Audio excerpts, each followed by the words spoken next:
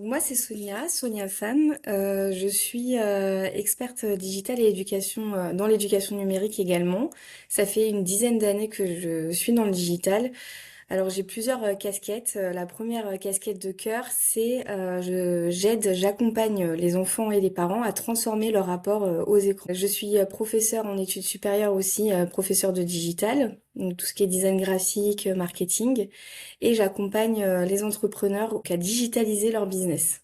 Alors comment ça s'est passé quand je suis devenue parent? Ça a été un choc parce qu'il faut savoir, moi ma fille aujourd'hui elle va avoir 12 ans, mais je l'ai eue quand j'étais toute jeune au début de ma vingtaine et puis j'étais en études supérieures et clairement j'avais pas du tout prévu de tomber enceinte et d'avoir des enfants maintenant. Au contraire j'avais d'autres projets et d'ailleurs, c'était tellement pas prévu que je suis tombée enceinte sous contraception. Et quand j'ai appris que j'étais enceinte, j'étais déjà à un stade très avancé de ma grossesse. J'ai rentré dans le cinquième mois. Ça a été un gros choc. J'étais pas du tout prête.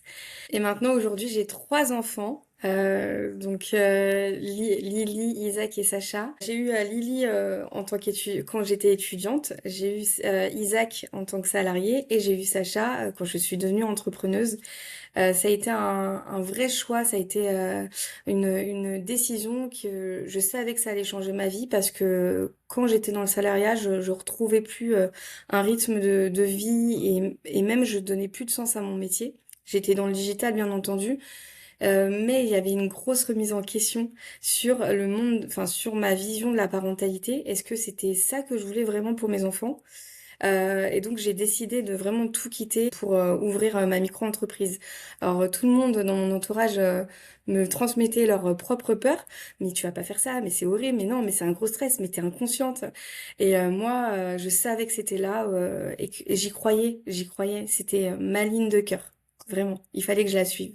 Ma vie de maman et entrepreneuse, je pensais qu'avant, il fallait les dissocier.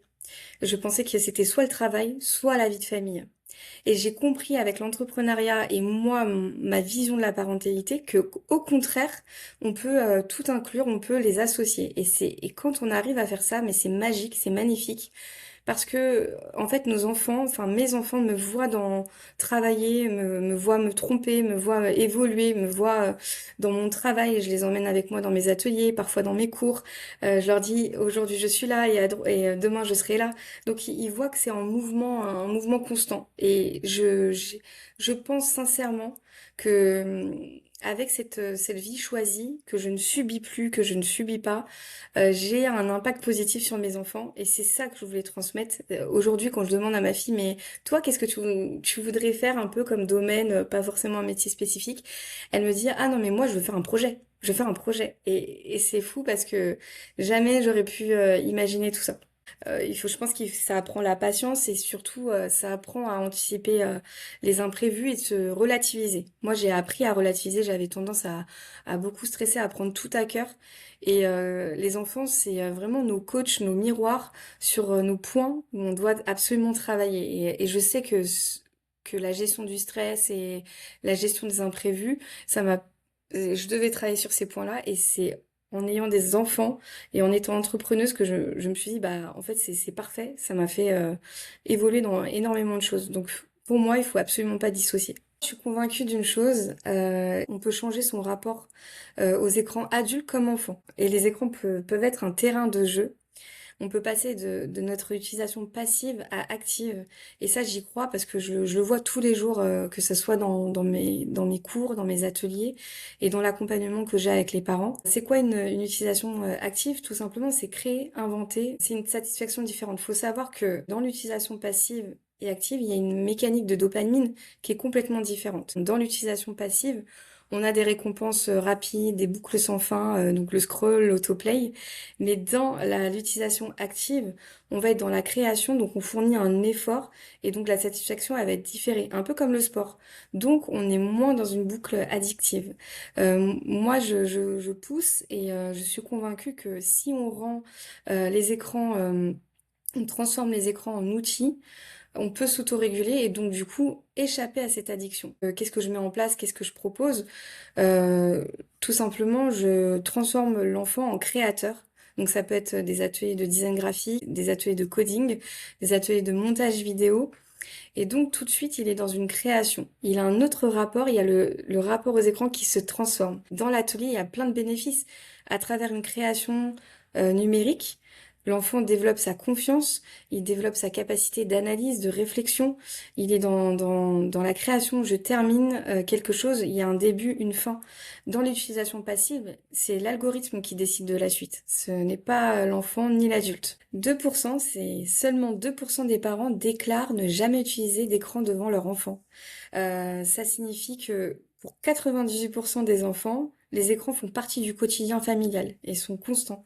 Donc, ce que je veux dire, c'est que ce constat est fort et très parlant, mais on a tendance à croire que l'éducation numérique concerne uniquement les enfants, sauf que non, ça concerne tout le monde, adultes comme enfants, et que il faut peut-être commencer à réfléchir sur notre manière d'utiliser les écrans à la maison, de construire ensemble des usages numériques équilibrés. Comment mettre en place une éducation numérique? Comment on gère les écrans à la maison? Tout simplement, moi j'ai ma règle des 3 C. C'est contenu, contexte et contrôle de soi. Le contenu, je regarde toujours le contenu des écrans. Le contexte, est-ce que c'est le moment? Et le contrôle de soi, c'est la progression, c'est l'autorégulation qui s'apprend avec une utilisation active. Donc ça, c'est un conseil clé, je trouve qu'on peut mettre en place rapidement. C'est actionnable à la maison.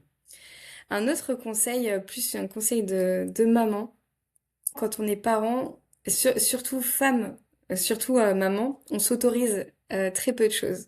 Pourquoi? Parce que on est au service de la famille. Quand on devient entrepreneuse, c'est que la valeur liberté, elle est importante. Mais la valeur liberté, elle s'associe aussi à la valeur famille.